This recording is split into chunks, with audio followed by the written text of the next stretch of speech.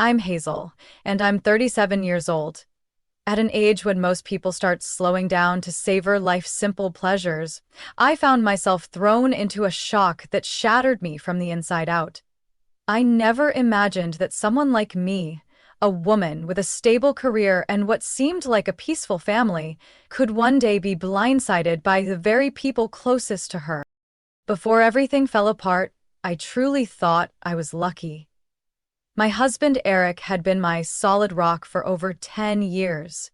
We built everything from the ground up, weathering storms together, from financial struggles to health scares, and my mother-in-law, Martha, though a bit old-fashioned, always maintained a courteous and pleasant exterior. I used to think we had a pretty decent relationship, at least compared to the horror stories I'd heard from friends about in-laws. I always tried to nurture that harmony, compromising, keeping my head down, maintaining the peace.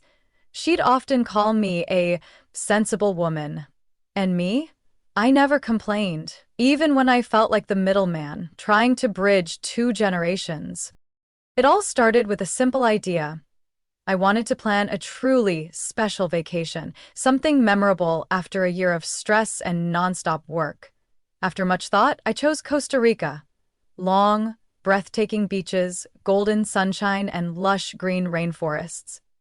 I didn't just pick the destination.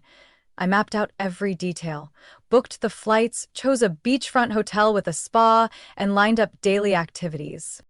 I knew Eric needed to unwind, and I also felt that my mother-in-law, widowed for over 7 years, deserved a little joy outside the four walls of her Portland home. I gladly covered most of the trip expenses, from airfare and lodging to meals and outdoor excursions. Eric and Martha just needed to handle a small portion, mainly personal spending. I didn't mind at all. Seeing them happy was enough for me. I still remember that night vividly, walking into the living room with 3 plane tickets in hand while Eric and Martha were seated there. I smiled like a kid about to hand out Christmas gifts. "And I've got a surprise for you two," I said, trying to keep my cool even though my heart was racing. Eric looked up first. "What is it, babe?" he asked with a light smile. I held out the tickets. "A trip to Costa Rica. 1 week. Beaches, sunshine, no work, no stress." They both stared at me, stunned. For a few seconds, no one said a word. I felt a flicker of doubt, wondering if maybe I'd been too bold. Then Eric broke into that bright smile I used to adore. "Hazel, you're one of a kind," he said, pulling me into a hug. As for Martha, she gave a soft smile and nodded slowly. "Oh, Hazel, that's incredibly thoughtful, thank you, really." In that moment, I felt an indescribable sense of satisfaction. I'd done the right thing. I had made the people I loved happy. What I didn't know was that just 1 week later, that smile would vanish, and those thank yous would be buried beneath a harsh truth I could have never seen coming. When our plane touched down at San Jose International Airport in Costa Rica, I looked out the window and saw palm trees swaying gently in the wind. A calm warmth settled in my chest. I had spent 3 months planning this trip, and now it was finally happening. Eric stepped off the plane first, his eyes lit with excitement. Martha looked a bit tired from the long flight, but I caught her smiling faintly when she saw the guide at the arrivals lounge holding a sign that read, "Hazel's family." I smiled too. Everything was unfolding just as I'd hoped. The van took the 3 of us along coastal roads. I had chosen a small but upscale resort in Manuel Antonio, where the jungle meets the beach, peaceful and private, exactly Martha's style. Each of us had our own room, but we shared a seaside villa. On our first afternoon, I opened a bottle of white wine I'd brought from home, poured 3 glasses, and raised mine to the memories we're about to make. And a week with 0 stress. Eric clinked his glass against mine and beamed. Martha tapped her glass gently, her eyes distant but calm. I figured she was still recovering from the flight. The next day, I'd booked us a rainforest walking tour.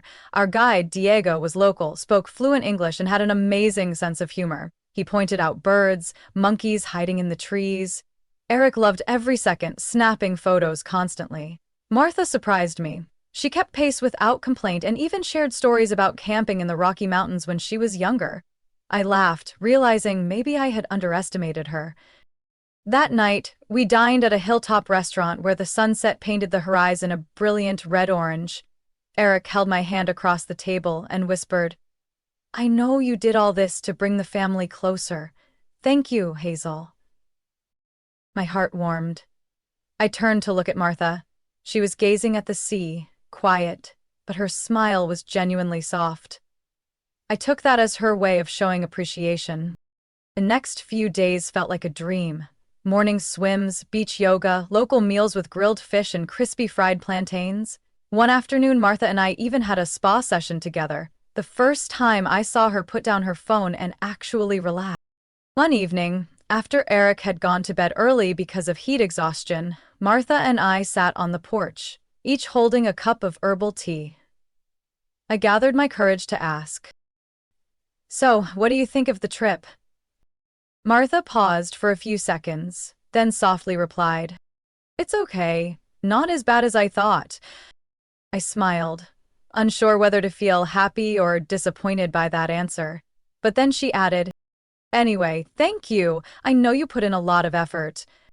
That simple sentence felt like a gift I had waited over a decade to receive. The first week ended with a visit to Manuel Antonio National Park, a place with untouched beaches and stunning trails. We joined a group of international tourists. Eric and I swam out far together, leaving Martha under a shady tree, reading a book. When we returned to shore, I saw Martha talking to a stranger, a white woman with blonde hair wearing a floral dress. They spoke softly, then burst out laughing. I found it odd, since Martha usually kept to herself. But I didn't ask. After all, who doesn't need a little privacy sometimes? That night, I couldn't shake off a strange feeling. Eric seemed restless, excused himself after dinner to go for a walk alone. Martha said she was tired and went back to her room early. I stayed behind, watching the beach lights gradually fade, the sea breeze brushing past me. But it wasn't enough to blow away the unease creeping through my chest. I told myself I was overthinking. Everything was still going fine. It was still a peaceful vacation, right? What I didn't know was that would be the last night of peace I'd have on that trip. Monday morning, sunlight shimmered through the thin curtains, gently sweeping across the quiet villa room. I woke up, stretched out, still floating in the happiness of the past few days. I reached over to the right, expecting to wake Eric up for a morning beach walk, but the bed was empty. The blanket was neatly folded, no sound of running water from the bathroom, no noise at all. I was a little surprised, but figured he might have gone out for an early jog. I stepped out of my room and headed to Martha's door, planning to knock and invite her to breakfast. But the door was slightly ajar. Inside, completely empty. Her small suitcase was gone. My heart started pounding faster. I rushed down to the front desk, asking the receptionist, "Did you see my husband and his mother? Did they go out?" The clerk hesitated, then answered, "They checked out early this morning, around 5 o'clock, said they had an emergency in San Jose." I rose and froze. No way. I stumbled back to my room, disoriented, and immediately called Eric's number. No answer. Called Martha. Still silence.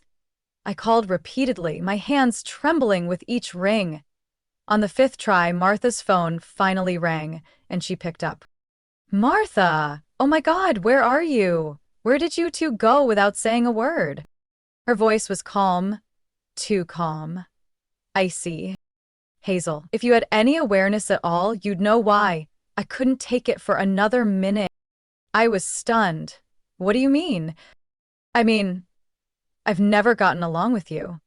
Not once. And I think I've tolerated your need to control everything long enough. Your so-called thoughtfulness is suffocating." It felt like someone had punched me straight in the chest. "What are you saying? I thought everything was fine. I tried." Yes, you tried, but you smothered. You made everyone live by your routine, your plans. I felt like I had to ask your permission just to breathe. I snapped. Then why didn't you tell me? Why didn't you speak up? You let me plan this entire trip just to leave in silence like this? Because saying anything wouldn't have changed a thing. I just needed out, and Eric, he agreed to take me home. I nearly shouted, "Where's Eric? I want to talk to him." There was a shuffling sound. Then Eric came on. His voice was flat, like he was talking about rescheduling a meeting. "I'm sorry, Hazel, but Mom needed me. She couldn't take the atmosphere anymore. I thought this trip would bring you two closer, but I was wrong." I choked. "What about me? You left me here alone without a word, not even a decent goodbye?" Silence. "Hazel, you're strong. You'll be fine." I gripped the phone tightly, my voice trembling. "I can't believe this.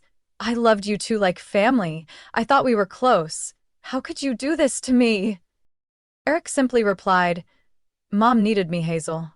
I didn't have a choice." I went still. Every cell in my body froze. It wasn't just that they left. It was how they left. Cold, emotionless. As if I was some obstacle they needed to remove. I hung up the phone and sank to the cold marble floor. The beautiful memories from the past week dissolved like ocean foam. It had all been a performance. She had hated me for years, and my husband, the one who once promised to stand by me through everything, had chosen to side with his mother, leaving me behind in a foreign country, in a trip I planned, paid for, and hoped would bring us closer. I asked myself, what did I do wrong? Was loving too much a crime? I sat there for what felt like hours, staring at the wall clock ticking slowly, until tears finally hit the stone floor. But then, something else stirred inside me, a thought that was both bitter and sharp. If they could do this to me, then I have every right to respond, not with hatred, but with intelligence and strength. I stood up, wiped my tears. If that was how they chose to leave, then I would choose a way that they'd never forget.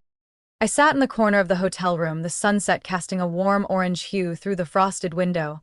On the table, 2 coconut drinks still sat, one for me, one for Eric. But he never came back to drink his. Strangely, as heartbroken as I was, I couldn't cry anymore.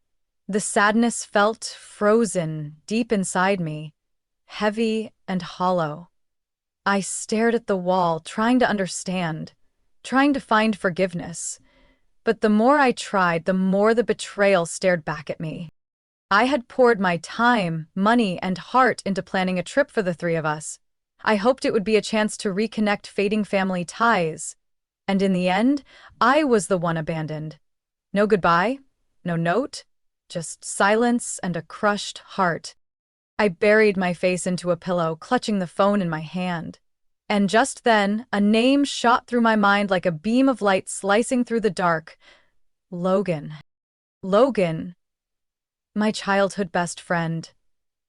My partner in crime back in Springfield, Illinois. These days, he worked in logistics and event services down in Houston. We had lost touch for a while, but in recent years, we kept in contact through social media. Logan was the kind of person who understood me without needing much explanation. I hit call. After 3 rings, his voice came through. Still playful, still unmistakably Logan. Well, well, Hazel Woods. Is the sun rising in the west after all these years, and you're calling me on a Monday night? I chuckled, but my voice cracked. Logan, I need you. Really need you. Without a second of hesitation, his tone shifted. What happened? And so I told him. From the trip, to Eric and Martha vanishing, to the ice-cold phone call that shattered everything I believed. Logan didn't interrupt once. He just listened, and when I finished, he only said, Hazel, they just opened the gates of hell with their own hands. I let out a shaky, bitter laugh. What should I do, Logan? I don't want to sit here and take it. but I'm not the type to go full-blown revenge psycho either. He was quiet for a few seconds. Then his voice dropped into that familiar, calculating tone. One I knew well. That was Logan, making a plan. Then we do it the classy way. Subtle. Sharp. All above board, nothing illegal, nothing violent, but it'll be unforgettable. Unforgivable. I sat up straighter. What do you mean? Girl, did you forget I used to run promotions and event marketing? I know how to send a message without raising my voice. Now tell me, when are they flying back to Portland? Probably today. They left early this morning. Perfect. That gives you a week to actually enjoy Costa Rica. I'll handle the rest. I bit my lip, hesitant. Logan, what exactly are you going to do? Relax. I'm not setting anyone's house on fire. But I'm going to give dear Martha a gentle lesson in gratitude. Like sending a tiny little gift. Say, a package that smells like dried fish, courtesy of Amazon. And get this. I know a few people who can help deliver some very personal items straight to Eric's office. I widened my eyes. What exactly are you sending? Not sure yet. But I promise, nothing over the line. Just enough to make sure they remember. Hurting someone doesn't mean you get to walk away like nothing ever happened. I laughed. For the first time all day, I actually felt alive. Maybe Logan was a bit over the top, but I trusted he knew where the line was. And more importantly, I wasn't alone anymore. I sighed and looked out the window, where the sunset had faded into a night sky speckled with stars over Costa Rica. Maybe. Just as Logan said, if someone dares to turn their back on you when you're offering them love, they deserve to be left with something they'll never forget. And I, Hazel Woods, would not let myself be trampled on in silence. 4 days after that life-altering phone call, I was still in Costa Rica, but this time I wasn't crying in a hotel room. I rented a little motorbike, cruised along the coastal roads, wandered through local markets, savored fresh ceviche, and sipped iced coffee under the shade of a coconut tree. I had cried enough, and like Logan once told me, tears don't wash away betrayal, but they can water the seeds of a more interesting plan. That night, while I was sitting on the balcony listening to the waves, my phone buzzed. A text from Logan, just 3 words. We're good to go. I called back immediately, heart pounding. What did you do? I asked, both nervous and excited. Logan chuckled. Just a little visit, apparently. They haven't changed their locks since 2020, and they forgot about the security system I installed for free last year, which, by the way, still hadn't been activated. Such an adorable oversight. I clenched my phone tighter. So, you got into their house? Yup, with all the right paperwork showing I'm still a maintenance contractor Eric hired 2 years ago. I even wore my old company uniform to make it look official. Logan, what did you do in there? His answer made me laugh so hard I almost dropped the phone. Every room. I installed a small sound machine. Nothing loud, just soft enough to make it seem like someone's whispering constantly right next to you. Oh, and I swapped out every soap, hand wash, and shampoo bottle in the house with stuff that smells like dried fish blended with lavender. Unforgettable, right? My jaw dropped. Dried fish? Seriously? Where did you even get that horrific scent? It's a formula from a fragrance manufacturer I used to freelance for. One custom order and they made it. Totally non-toxic. But I guarantee anyone who smells it will question their life choices. I couldn't stop laughing. Relief and satisfaction washed over me like a wave. But Logan wasn't done. And the best part? The package I sent, a big box to their house. No return name, just a handwritten note that says, "From someone who was left behind." Inside, a photo frame. That family picture you guys took in Costa Rica, with a slash right across your face and the caption, "Family doesn't abandon each other like that." I held my breath. Chills ran down my spine, and I couldn't believe that Logan, The same kid who used to play hide and seek in class was now capable of such a wickedly clever strike. You're insane, Logan. Yeah, but the good kind of insane. 3 days later, around 11 p.m., my phone rang. Caller ID, Eric. I waited until the 8th ring before picking up. His voice was panicked and hoarse with anger. Hazel, what the hell did you do to my mother's house? I placed a hand on my chest, pretending to be shocked. Your mom's house? Is something wrong? There are weird sounds coming from every room. The place smells like a fish factory, and that horrifying photo. Hazel, this is too far. I raised an eyebrow. Oh, maybe it's just a coincidence.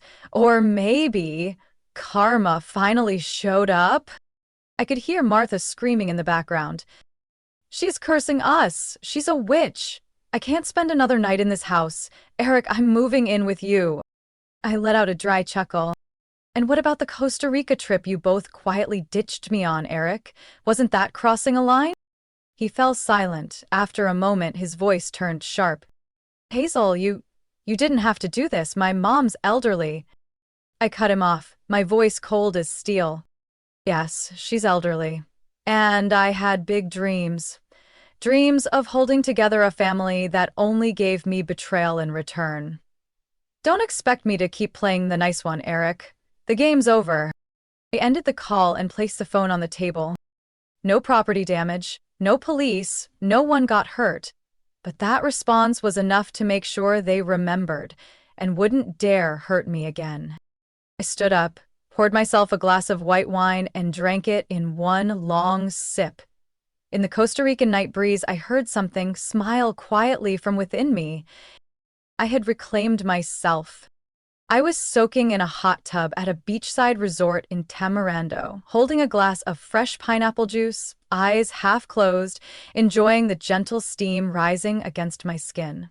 Smooth jazz flowed from the small speaker by the lounge chair. My phone buzzed. A text from Logan.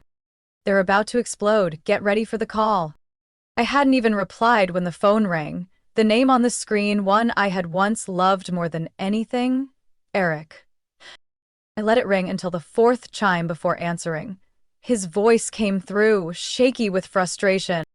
Hazel, where are you? I lifted my glass, took a cool sip, and answered calmly, like a sea breeze. I'm in Tamarindo, watching the sunset and enjoying a hot soak. Is something wrong, Eric? Something wrong? Eric's voice raised. You know damn well what's wrong. My mom, she's losing it because the house is haunted. There are whispers in the walls, a disgusting smell everywhere, and the mystery photo frame, right? I cut in, my voice steady. Eric went quiet for a few seconds. I heard hurried footsteps and then Martha's voice screaming in the background. She's deranged. She's insane. Eric, take back the house. I can't live here anymore. I smiled faintly and lowered my voice. Oh, or maybe your mom's talking about that dried fish mixed with lavender scent? Fascinating, isn't it? Someone should really remove outdated devices from a house before trying to sell it. Hazel, stop playing games. Was it you? Sighed sarcastically. Eric, you guys don't have security cameras? That's dangerous. These days, anyone could walk into a house and leave a little something behind and no one would ever know. You should really consider installing proper surveillance. Trust me, you don't want this happening again. The silence on the other end stretched. I could practically picture Eric's red face and those darting suspicious eyes. Then, finally, he spoke, his tone low and bitter. You know my mom has mental health issues. Weird smells, strange sounds. It's keeping her up all night. You're messing with an elderly woman's health, Hazel. I tightened my grip on the glass but kept my composure. I've played the silent game with your mom for 10 years, endured criticism, control, and cold shoulders that no one, not even you, acknowledged. Did either of you ever ask how I felt, Eric? Or was I just the smiling shadow in that house? He hesitated. Hazel, you didn't have to go this far. I let out a soft laugh. My voice wasn't angry, it was calm, almost haunting. I didn't do anything, Eric. I just stepped away from being the one who absorbs everything. If that drives you too mad, then maybe my silence was the loudest thing you've ever heard. Eric sighed, clearly out of steam. Then he tried a weak jab. How long are you going to keep this up? When will you stop with these quiet little revenge games? Until you learn this lesson, no one gets to abandon someone and walk away without consequences. Hung up. No hesitation. I set the phone down on the table and leaned back, eyes gazing up at the sky, turning a soft shade of violet. In that moment, I didn't feel cruel. I felt clear. No one had proof, no one saw me do anything wrong. But that feeling they had, the helplessness, the confusion, the suspicion toward each other, was exactly what I had endured in silence for years. I simply let them taste a little bit of what we call consequences. And strangely, I felt lighter than ever. After that final call with Eric, I set my phone down and never picked it back up for them. No messages, no checking social media, no wondering how the dried fish smell was progressing in their house. I let everything drift back to where it belonged. The past. I spent the rest of my days in Costa Rica like it was the first time I had truly lived for myself. Not Hazel, the devoted wife, not Hazel, the considered daughter-in-law, just me, a 38-year-old woman learning how to breathe without asking for permission. I signed up for a beginner surf class, fell off the board at least 10 times, hair a tangled mess. But I laughed like a kid playing in the rain. I learned how to cook gallo pinto from a local grandmother and nearly cried on the first bite because it tasted just like the dish my mother used to make when I was little. I bought a leather-bound journal, and every morning I wrote down the things I was grateful for, from the warm sun on my shoulders to the sound of waves lulling me to sleep. Not a single line mentioned Eric. There was no space left for Martha. Meanwhile, according to Logan's updates, things in Portland were pure chaos. Eric and Martha's house had to hire 3 separate cleaning crews working in shifts. The ventilation system was so infused with fish scent, it couldn't be used for weeks. In a panic, Martha declared she'd never step foot in that house again as long as that brown-haired witch, me, still existed in the same state. Eric scrambled to find a temporary apartment, partly so his mother had somewhere to stay, and partly to avoid the neighbors who had started asking questions about the weird noises coming from his walls. Logan told me Eric even contacted the security camera company, his face all twisted up. They told him, "We installed it for free, but if you didn't activate it, that's on you." I didn't feel triumphant. Not anymore. I felt balanced. Because for all those years, I lived on hope, hoping they would one day see the good in me. But life doesn't run on natural fairness. Sometimes you have to stand up and force people to recognize your boundaries. On my last day in Tamarindo, I sat alone on the beach, watching the final sunset. A little kid ran past me, holding a paper kite in the air. They tripped in the soft sand, fell, then stood up, brushed off, and kept running. I watched and smiled. I thought about Hazel from 3 weeks ago, the woman excitedly holding 3 plane tickets, hoping to reconnect the fading pieces of her family. I wanted to hug her and say, "It's going to be okay. They'll leave. But then you'll become someone else, stronger, freer, and never begging anyone to stay again." When I returned to Portland, I didn't tell anyone in advance. My house, the one I had once shared half of for my mother-in-law to temporarily stay, was now fully mine again. I changed the locks, repainted the walls, and rehung the art pieces Martha once called too modern and confusing. I also went to the bank, canceled the supplementary card Eric used, changed every password on my digital accounts, reset boundaries I should have drawn a long time ago. Eric called once. I didn't answer. His message had just 2 words. "I'm sorry." But it was too late. Sorry wasn't the key to a door he himself had slammed shut. I didn't need an apology, I needed respect, something they never believed I deserved. Now, every morning I wake up, open the windows, and let the light pour in. I no longer scan the room to see what others need. I ask myself, Hazel, what do you want today? I don't have the full answer yet, but I'm learning how to ask the question every single day. And if there's one thing I want to share with anyone hearing this story, it's this. Don't let your kindness become a leash for someone else to control you. Once you stand up, the people used to stepping on you won't know where to go anymore. Hazel's story is a powerful reminder that kindness does not mean submission. In real life, many, especially women, are taken advantage of by the very people they love most. But when we choose to stand up, set boundaries, and reclaim our worth, we don't just escape manipulation, we rediscover freedom, dignity, and peace. Sometimes, the greatest lesson doesn't come from an apology, but from the moment we stop waiting for one. What do you think about how Hazel handled everything? Did she go too far, or was it necessary to protect herself? Share your thoughts below, and don't forget to subscribe for more real-life stories filled with emotion and empowerment.